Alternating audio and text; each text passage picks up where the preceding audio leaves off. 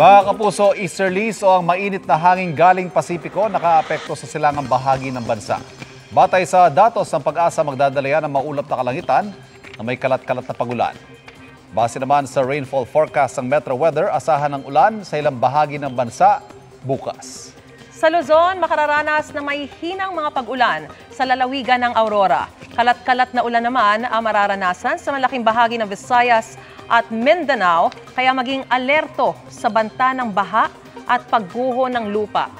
Dito po sa Metro Manila, mababa ang tsansa ng ulan pero posible ang thunderstorms. Mga kapuso, patuloy na tumutok sa mga balita. Mag-subscribe sa GMA Integrated News sa YouTube. Sa mga kapuso abroad, samahan niyo kami sa GMA Pinoy TV at www.gmanews.tv.